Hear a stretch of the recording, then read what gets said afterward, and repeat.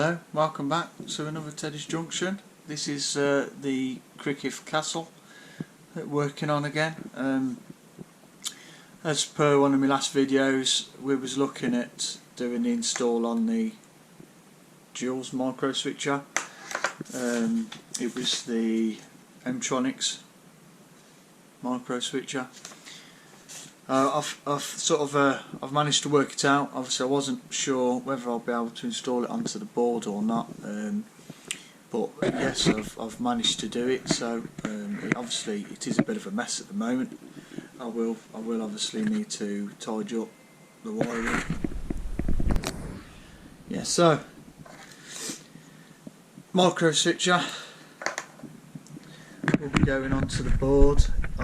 Hopefully you'll be able to see this. I'm going to get a little bit of light, get the torch in there so we can hopefully see. So there's, obviously this is a sound card here. It's the Dali Electronics sound unit. So on the board itself, I apologise if you can't see, but the socket at the top there, this one that's plugged in, that one's the speaker, so that plug goes to the speaker. You got this plug down here at the bottom. I'm really sorry, the light is terrible, but this plug here, that one's for the motor, so you get the variation when you're driving the loco. And then you've got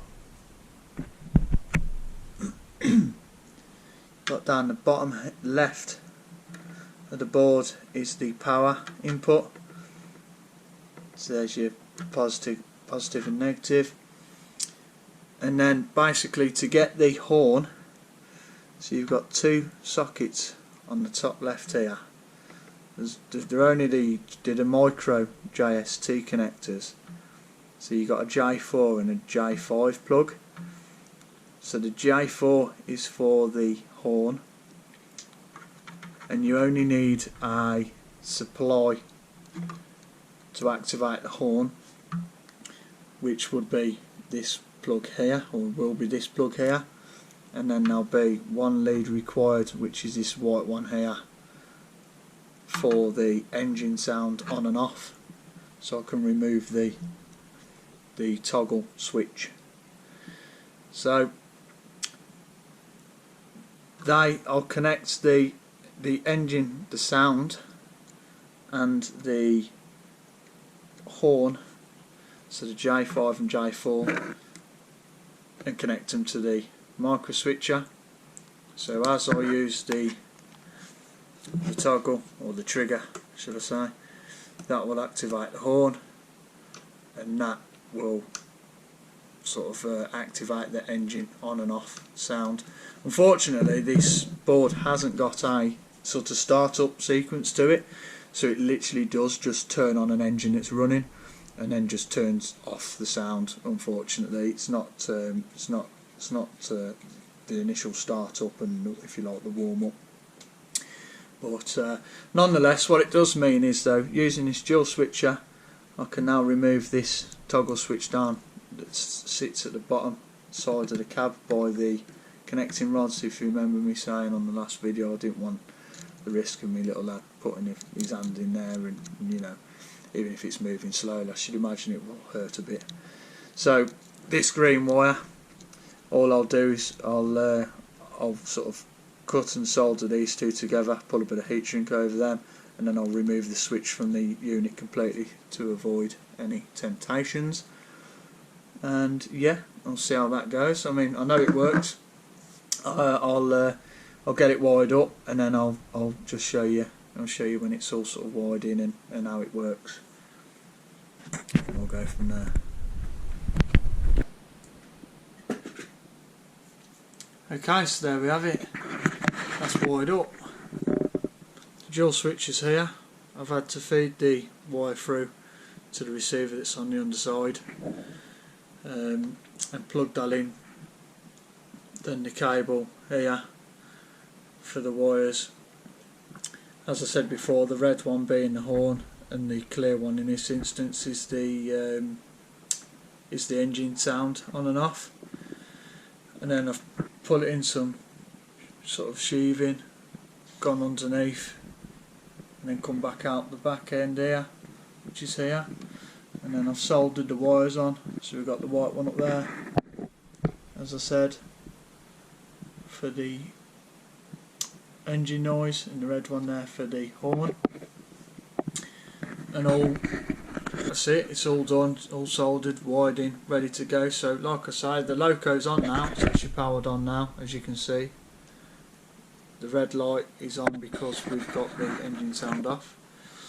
So it doesn't do the engine start sequence as I said earlier, but I have removed, so I've soldered the connection for the power wire, if you like, that was going through the switch, and I have removed the switch. So there's the old switch taken off. That on the other side, it was like that. So the toggle here, which obviously I didn't want the fingers and any temptation going in this area here, so that's gone, switch is gone. Yeah, so now if we get the remote and we push the trigger forward, it will make the engine noise, just like that, and then as you run it, brake release, engine will pick up,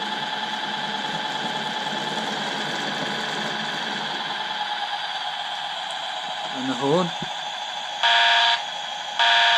and then if you want it to go silent, effectively turn the engine off, press forward, and just like that. So I mean that's I'm quite happy with that. That's good. I would have liked the engine startup sound, but I could always obviously buy another sound card at a later date if I wish and add. But I mean generally for now I think that's quite good. I'm quite happy with it. Yeah, we'll obviously run it, see how it goes. So just one thing, it is so easy to set the micro switcher actually. You have, so there's the two outputs as we know. So let's say, because you've almost, in layman terms, it opens a circuit on the trigger, opens closes a circuit on the trigger, or you can have it as a constant sort of fixed position with one use of the trigger. So to set it, at the moment the solid red light is because the engine sound, so push forward, engine sound comes on, and then when I push forward once, obviously it holds that, so it makes it quiet. If you wanted to change that, let's change that one for instance. Turn the unit off, press and hold the button on the micro switcher, turn on the unit. When you let go, you'll see it flash, that's for the green. So if it flashes and I press it now, when it was flashing fast, it will only stay silent whilst I hold the trigger.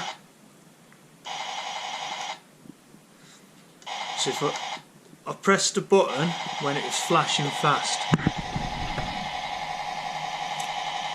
If I repeat that now, and when it flashes fast it will then flash slower. If I press it when it's blinking slower, it will hold it as an open circuit like it was with just one trigger. So flashes fast, slow flash, now press it. Now if I hold the trigger forward, or press the trigger forward, it's silent. So it sort of holds that rather than just quick burst. So yeah, nice and easy, very easy to use actually, very easy to set up. So yeah, really good. I think that's it really. Next thing will be to try and remove the nameplates, but for now I'm going to put the cab back together. And that's it then. So with the body back on, there's just the 8 nuts on the underside, which run along the sides. So you've got 1, 2, and then you can see it 3, and then 4 for this foot plate here, and then for the other side 1, 2, 3, 4. You can just see them. Obviously there's the wiring on the underside. Not sure how well you can see that, but the wiring goes through. There's the sheathing that I pulled on it earlier, and then the receiver. So yeah, there we have it. And then with the body back on, she's good to go. So obviously on the track, it's already powered on, which we can see by the little lights here, so you know it's powered on anyway. And then if you start it up,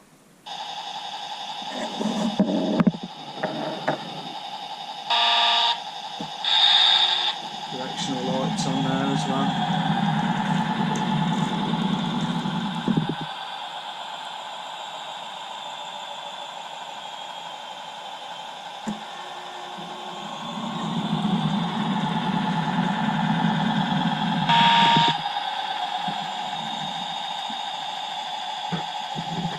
Yeah, brilliant.